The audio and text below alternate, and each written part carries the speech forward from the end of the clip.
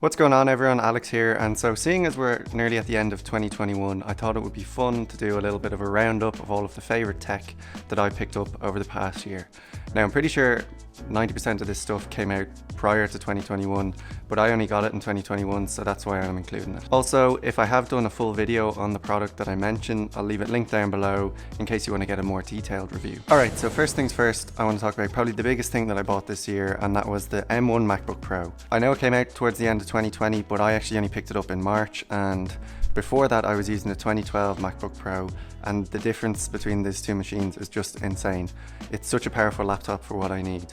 I use a Sony a6400, so it does shoot in 4K, but the files aren't too big, and the M1 MacBook Pro handles it perfectly. I know the new MacBooks came out this year, M1 Pro and M1 Max, but I actually have no need to buy one, as the M1 is perfect for what I need.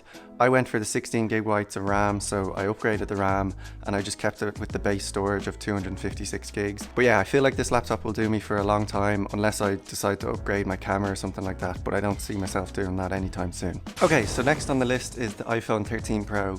Now, this definitely didn't have as big an impact on me as the MacBook Pro, but I have to say I'm really happy with it. I haven't used an iPhone since the 6S, so around 4 or 5 years.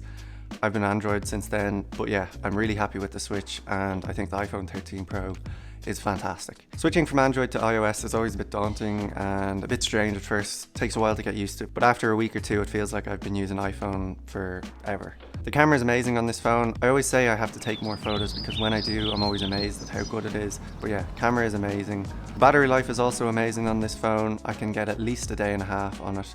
But the main reason why I really like it is just convenience. Having a MacBook Pro and an iPhone, everything just works really well together. I was able to transfer all the photos and videos from our trip to Greece over the summer directly to my MacBook in a matter of minutes. Like, it's just so handy to have AirDrop. Next thing I want to talk about is the monitor that I picked up, and this has also been a game changer for me for both work and personal. It is the LG 27UL850-W.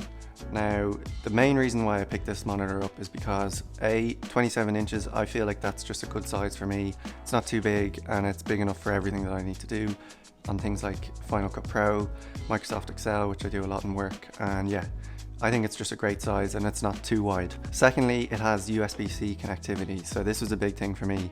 I like the fact that I can plug in one cable and I can extend my display and also charge the MacBook. It just means there's less cables on my desk and it's a nice, cleaner experience, and I just feel like I work better when it's a cleaner, more streamlined setup. Picture quality is really good on it. I'm not an expert on displays or anything like that, but from my basic eye, I think it's a really good display. It's almost as good as the MacBook Pro itself, which has a really nice display as well. And when you put the two of them side by side, it's a really good setup having the two displays. Next thing I want to talk about is the Kindle Paperwhite. Now, I haven't made a video on this, but I picked this up early in the year, like January. And yeah, I have to say I really like this Kindle. Never had a Kindle before. I've always used physical books, and I was one of those who says, oh, you need to have the physical book. But once I bought it, I can understand why people like it. It's just so convenient to pick up the Kindle in one hand and have any book that you want there ready to go. Having thousands of books on this little tiny tablet is just amazing. It's so convenient to have. I took it on my trip to Greece and I was able to read a couple of books over the 2 weeks, and it's just so handy to throw in the bag. It takes up no space. It's easy to take out when you're at the beach or on a plane or on a boat or whatever you're doing, and yeah, it's just a lot more easy than a book. Plus, I think it makes me read a bit more because I'm into tech and stuff like that. I find myself using the Kindle a little bit more than I would a normal book. Next thing I want to talk about is the wireless earbuds that I picked up, and they are the Nothing Ear ones. I did a video on them a couple of months ago and I was pretty impressed with them then, and I have to say I still am now. I still use them a lot. I still can't believe that they're only €99, $99, £99.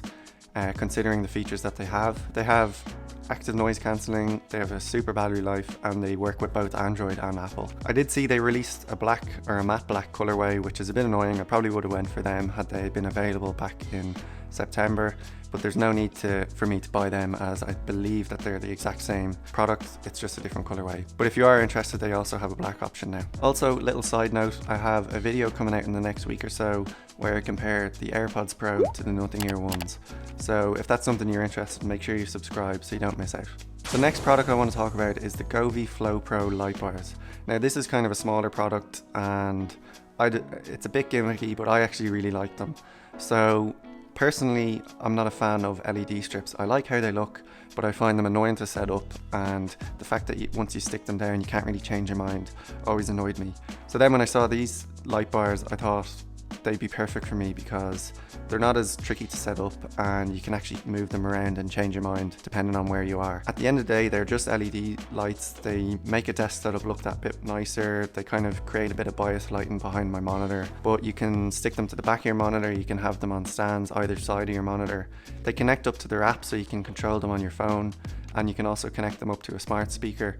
Personally, I just use the control panel that I have stuck to the back, and I only use a solid color. Also, they come with this gimmicky kind of camera that looks at the screen and then will adjust the LED's lights on the back based on what's on the screen. Again, I don't really use it. It's a bit of a gimmick, but I suppose it's cool for a TV or something like that where you want to get immersed into a movie. But yeah, pretty cool product if you're into LED lights but aren't a fan of LED strips like me.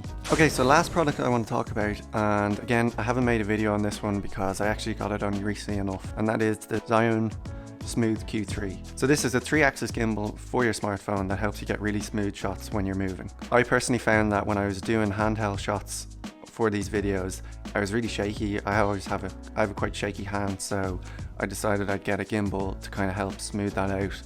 And after doing some research, I found that I'd actually have to pay a lot of money for kind of a high-end gimbal to support the Sigma 16mm lens on my Sony a6400, and I just didn't think it was worth it. And with the fact that I have the iPhone 13 Pro with its really great camera, I thought I'd save a bit of money, get a more affordable gimbal for the iPhone. I've never used a gimbal before, so there was a bit of a learning curve, but after watching a couple of YouTube videos, you get the hang of it pretty quickly.